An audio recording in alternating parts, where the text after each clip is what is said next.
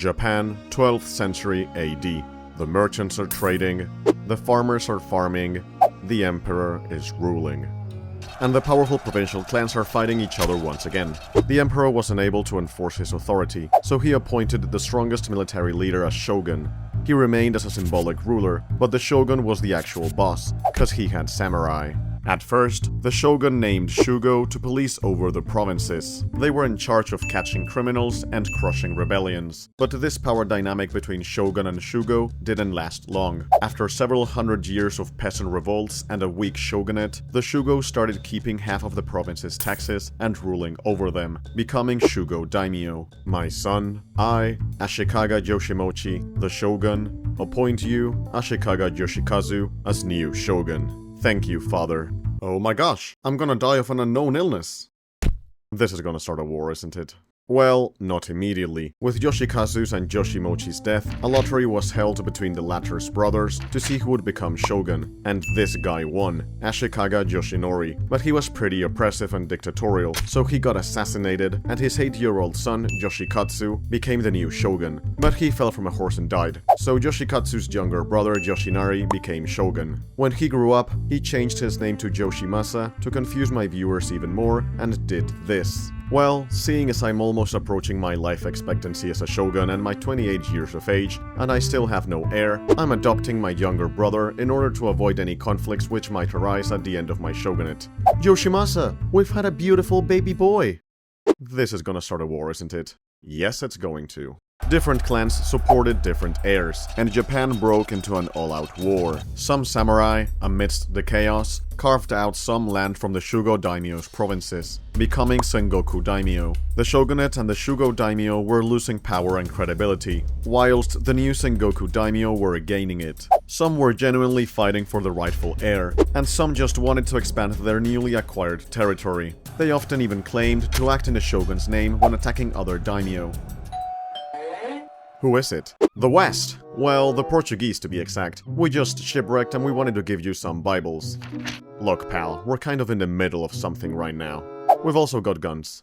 Fighting continued for a little longer until the 3 unifiers of Japan showed up. Now, these guys deserve their own video, but in a nutshell, Oda Nobunaga was a brilliant and brutal strategist who rose to power from the minor province of Owari. He was the first to utilize the Portuguese guns in organized volleys, changing samurai warfare forever. He conquered the central third of Japan and laid the groundwork for a unified state, but was betrayed by his own general at the Honnoji incident. The second unifier, Toyotomi Hideyoshi, was originally a peasant foot soldier in the first unifier's army. He was a genius strategist and negotiator, but how could someone of peasant birth inherit Nobunaga's territories? Here's where his genius really shone. First, he managed to hunt down the general responsible for Nobunaga's death, making it hard for other generals to criticize him. Then, when the senior generals met to decide who would succeed Nobunaga, the most senior one of them vouched for Nobunaga's third son, but Hideyoshi argued for the lineage of Nobunaga's eldest son, who had also died at the Honnoji incident. He brought out Nobunaga's infant grandson, who was only 2 years old. By supporting a toddler, he had effectively made himself regent. Wait a minute, you're not using Nobunaga's grandson as a means to usurp power, right? No. The senior general realized Hideyoshi was using Nobunaga's grandson to usurp power and allied with Nobunaga's son to fight him. However, in the battle that followed, Hideyoshi crushed them. With the senior general and Nobunaga's son dead, he became the undisputed master of Nobunaga's territories. After a series of clever alliances and some fighting, Hideyoshi had finally made it. He had achieved total national unification. There was, however, one slight problem. You guessed it, this guy, Tokugawa Ieyasu. If there was a man he feared, it was him. He was just too big to kill. Let me explain. Ieyasu was Nobunaga's ally, and he became Hideyoshi's vassal later on. The thing is that Hideyoshi was born a peasant, and Ieyasu could, allegedly, claim descent from the Minamoto clan. This meant that he had the divine right to establish a shogunate that Hideyoshi lacked. But Hideyoshi knew that a direct war against Ieyasu could prove fatal for him, as his army was a collection of former enemies, mercenaries, and opportunistic allies. If he started losing, many of them could switch sides. So what did he do? He sent Ieyasu away from the capital to the Kanto region. And what did Ieyasu do? He accepted without complaint. He moved to the small fishing village of Edo and turned the Kanto plain into Japan's most productive rice-growing region. Hideyoshi had an even bigger problem now, because in feudal Japan, rice equaled wealth, and wealth equaled army. As a last resort, in his deathbed, Hideyoshi appointed Ieyasu as the head of the Council of the Five Elders, which is a sick title, by the way, who were to rule as regents until his son was of age. He believed that by giving Ieyasu the top job, he would be honor-bound to accept Hideyoshi's son as heir. Like that's ever going to happen. As soon as he died, Ieyasu occupied Fushimi Castle, acting as if he were already the ruler. And as you might have guessed, this started a war. The Western Army, loyal to the child heir, fought Ieyasu's Eastern Army. The conflict ended at the Battle of Sekigahara, the largest samurai engagement in history, with approximately 160,000 men. Tokugawa Ieyasu emerged victorious and established the Tokugawa Shogunate in 1603. Lord Shogun, how will you make sure the peasants won't rebel again? We'll just confiscate everyone's swords except for samurai. And what about a daimyo? Won't they become more powerful with their own samurai legally being the only ones allowed to own weapons? Easy. They'll have to live in Edo every other year, so they don't become too powerful back at their Han, and so I can keep a close eye on them. What about their families? They'll stay here in Edo as hostages. Surprisingly, this worked, and the Tokugawa family ruled Japan from their capital at Edo for a peaceful 200 years. During this time, to avoid the spread of Christianity and Western power and influence, the country closed to all foreigners, except the Dutch. They were allowed to keep trading because they didn't meddle in the politics of Japan, and their ships didn't include missionaries. They focused exclusively on commerce. Japan could also keep trading with their close neighbors through these ports, but its citizens weren't allowed to leave the country. Speaking of country, the Tokugawa Shogunate knew that they lacked the military power to just fire all the daimyo and collect taxes themselves. So they decided to stick with the system and divided Japan in Han, each ruled by one daimyo. Taxes were difficult to manage, as the over 200 daimyo set their own tax rates and collected payments in rice and sometimes other goods. Japan was essentially a feudal state, similar to medieval Europe, and unified but not centralized. To make matters worse, there was a very strict class hierarchy in place. The farmers had to pay taxes and endure famines, whilst the samurai received stipends for doing nothing. This made absolutely no sense to the farmers, because there were no wars anymore. There was no need for samurai. Lord Shogun, China has just lost the Opium Wars to the British. Okay, let's not panic. They've suffered terrible economic damage, territorial loss, forced opening of ports, internal instability, and a humiliating loss of sovereignty. Oh, and the enemy was half a world away. Well, let's just hope that we're not next. Oh, and some Commodore Matthew Perry from the United States of America is at Edo Bay wanting a war with you. Commodore Perry landed at Kurihama and demanded direct negotiations with the shogun, but Japanese protocol made it so foreigners couldn't meet the shogun directly, so they sent representatives. Open up your ports. Or what? Or else. Or else as in I've got guns and they are not for sale. We've got guns too, Commodore. We've got a navy. We've got a Hulk. I'll be back in a year to hear your answer. Until then. Just 7 months later, Perry came back with an even larger fleet. This caught Japan by surprise, and they ended up signing the Treaty of Kanagawa, which opened up 2 ports to American ships to obtain coal, food, water, and other provisions. They also stationed a consul at Shimoda to create a permanent American diplomatic presence. Oh, and any other privileges you later grant to other nations will automatically apply to the US too. Sure, buddy. The emperor rebuked the signing of the treaties, but the shogun accepted, as he knew that Japan would have gotten the China treatment had it refused. More European powers soon joined similar agreements, as Japan could do nothing to stop them. They saw it as if they were getting a good deal compared to other Asian regions. At least they weren't militarily occupied. Speaking of military, samurai and nobles were very dissatisfied with the opening of Japan to foreigners, and formed an alliance to restore power to the new Emperor Meiji and expel the shogunate's authority. The thing was that the shogun had restored imperial rule earlier that month, agreeing to be the instrument to carry out orders from the emperor, but many imperial factions didn't trust Yoshinobu and wanted him removed completely. Under the slogan of Sono Joy, revere the emperor, expel the barbarians, they attacked shogunate forces near Kyoto at the Battle of Toba Fushimi. After being defeated, the shogunate army retreated to Edo. They pummeled us. How? Well, for starters, they have modern rifles, cannons, and artillery from Europe, and we're still relying on traditional swords, matchlock guns, and fewer modern cannons. Besides, their army is following European-style protocols, and they have a larger fleet of steam-powered warships. What should we do? Fair enough. The shogun surrendered, and the remainder of the shogunate army, along with their French military advisors, fled to the island of Hokkaido. Now, I know what you're thinking. Isn't it ironic that they are the ones fighting for expelling foreigners and preserving Japanese values, and are at the same time embracing Western technology and military training? Yeah, it's ironic. Welcome to history. So, what's your first decree, my emperor? Expelling the foreigners? Halting modernization? Nah, quite the opposite, actually.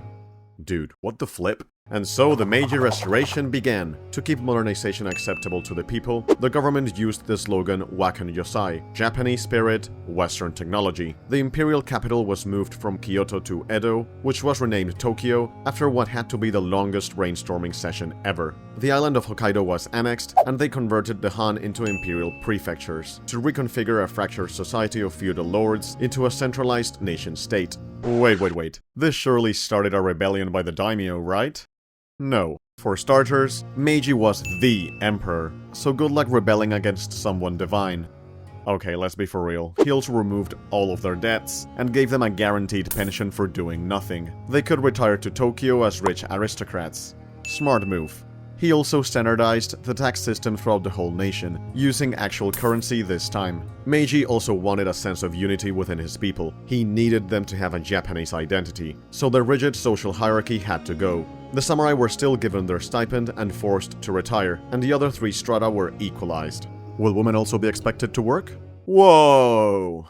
We're not that modern. But hey, at least both girls and boys were given 4 years of education, so that's a start. They were taught Japanese history and a standardized Japanese language, to promote that desired unity by Meiji. A new social hierarchy also formed inevitably, but this group had no legal privileges over this one. It was just social status. With the new influx of money from the standard tax system, Japan paid for railway networks and telecom lines, and the projects were supervised by consultants from Europe. Speaking of the devil, what will Meiji do about the encroaching powers? We need an army. What were you thinking of, my emperor? I mean, we might as well copy this and change it up a bit. They opted for a westernized conscript army and made it mandatory to serve 3 years in it as a Japanese soldier, not as a random samurai. Ouch.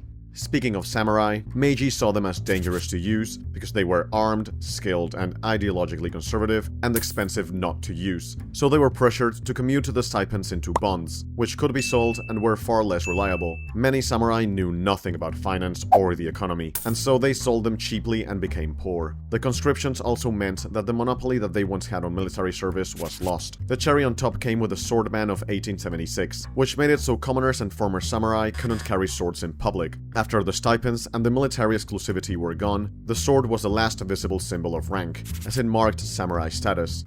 They were pissed. This is gonna start a war, isn't it? More like a rebellion, just not yet. Wait, who's this guy? Meet Saigo Takamori. When Korea refused to recognize the new Meiji government, this samurai and politician proposed an invasion. We must uphold Japan's honor, and we must provide an outlet for our restless samurai to a personal quest for a meaningful death. Bruh. His plan was rejected, so he resigned from all of his government posts and returned to Kagoshima, followed by a lot of military officers and members. Back there, he lived a quiet life and established a system of private schools that taught military training based in traditional samurai values. He thought that Japan could learn from the West while maintaining its own traditions, but was cautious of indiscriminate westernization and the pursuit of profit over virtue. This nurtured a generation of young men very loyal to Saigo and critical of the emperor. So, what should we do about him? Dude, it's the 19th century. Just send assassins. Allegedly. Upon learning this, the central government attempted to remove munitions from Kagoshima's arsenal and, allegedly, sent assassins to kill Saigo. But before that could happen, the samurai of Satsuma rebelled. They sieged the Kumamoto castle and fought the imperial forces at the Battle of Tabaruzaka, where they were crushed by the outnumbering imperial army. The men who remained after the siege was lifted made a final last stand on the hill of Shirojama. Saigo was severely wounded by a bullet in the hip and abdomen. Shinsuke, I think this place will do. Please be my Kaishakunin. Knowing that victory was out of the question, Saigo was beheaded by Beppu Shinsuke to prevent capture or a less honorable death. After this ordeal, they annexed the Ryukyu Islands and adopted a constitution, with a prime minister, a cabinet, and a sort of elected legislature. Let me explain. The emperor was the official ruler and had lots of power, but it was shared with government institutions. The National Diet was the equivalent of Japan's parliament, followed by the House of Representatives, elected by some citizens, and the House of Peers, who were nobles and high-ranking people appointed by the emperor. It passed laws, debated taxes, policies, and budgets. However, the emperor could influence or approve them, with help from some advisors, called the Privy Council. The prime minister was chosen by Meiji and managed day-to-day governance and coordinated ministries. He answered to the emperor, not the diet. Oh, and Meiji also controlled the military and could dissolve the diet anytime. Institution that was elected only by male citizens over 25 who paid at least 15 yen in direct taxes per year. So like 1% of the population voted to elect the House of Representatives. In essence, it was an authoritarian monarchy with some strokes of democracy. Something isn't right. What's wrong, sir? The Qing dynasty has sent troops to Korea and they've called it their tributary state. Korea is an independent nation, not a tributary state. What should we do? We make it our tributary state. In 1894, Japan occupied Korea, but Chinese troops had already been called there to assist the Korean government in a rebellion by its own citizens. This is gonna start a war, isn't it? This led to the First Sino-Japanese War, and China got annihilated. It even ceded Taiwan to Japan in the peace treaty that followed. We did it! We freed Korea from imperialism with some Japanese imperialism. Yeah, let's just make sure not to overdo it. We've just lost Korea. What? How? Well, we executed their queen, and their king fled to the Russian embassy. We can't get to him without starting a war, so our puppet government has evaporated. Please cut to the next scene. Russia wanted a warm water port in the Pacific, so they leased Port Arthur from China, and later occupied Manchuria after the Boxer Rebellion. What was the Boxer Rebellion, you say? In a nutshell, it was a violent uprising instigated by a secret society who blamed Western imperialism and Christian missionaries for China's economic problems and loss of sovereignty. The Empress wasn't buying it at first, but she eventually declared war on foreign powers. In response, the Eight-Nation Alliance launched a military intervention and captured Beijing, crushing the rebellion. While this was happening, Russia sent 170,000 troops to Manchuria. Dude, that's not cool. Meanwhile, Japan thought Russia was getting too close, and they offered to recognize Russia's dominance in Manchuria if they recognized Japanese dominance in Korea. So Russia is stalling and not giving a straight answer. What should we do? They are militarily overstretched. We should attack now. What's the worst that could happen?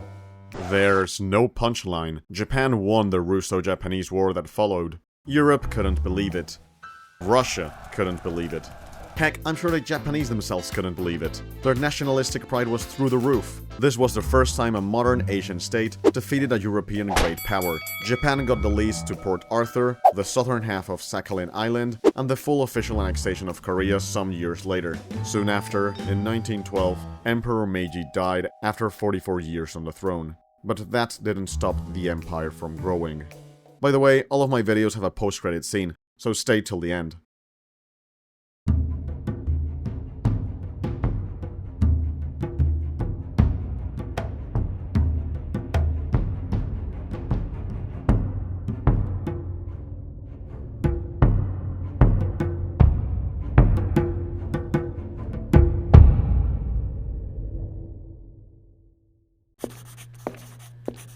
Dude, it's super late.